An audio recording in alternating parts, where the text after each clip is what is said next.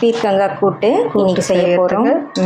இது கடலைப்பருப்பு 1 டம்ளரும், சின்னத்தில் 1 டம்ளரும், ஒரு 2 ஸ்பூன் துவரம்பருப்பு போட்டு வேக வச்சு மஞ்சத்தூள் போட்டு வேக வச்சு வச்சுருக்கேன். இப்போ வெந்துடுச்சு பருப்பு. இதில் சும்மா ஒரு அரை தக்காளி, இந்த பீர்க்கங்காய், ஒரு வெங்காயம் கழுவி இந்த மாதிரி கட் பண்ணி வச்சுருக்கு. மிளகாய்த்தூள் காரத்துக்கு தகுந்த மாதிரி ஒரு 1.5 ஸ்பூன் போட்டால் போதும். சோம்புத்தூள் போட்டு பருப்பு போடுறதால சோம்புத்தூள் போடுறீங்க. நல்லா மிக்ஸ் பண்ணிடணுமா? மிக்ஸ் பண்ணிவிட்டு எத்தனை விசில்மா? சும்மா ஒரு 2 விசில் விட்டு டக்குன்னு இது வந்து வெந்துடும். சட்டுன்னு குக்கரில் வச்சு 2 விசில் வந்தவொடனே ஆஃப் பண்ணிடலாம்.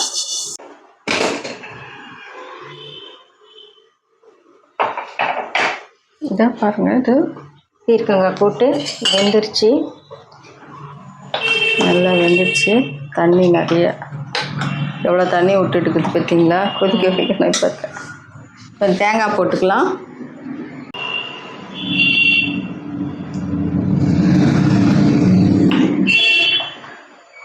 பூண்டு போட்டு கேஸ் மேலே வச்சு கொஞ்சம் சுண்டட்டும். ஆமாம், சோம்பு தாளிச்சிக்கலாம். அதுக்கு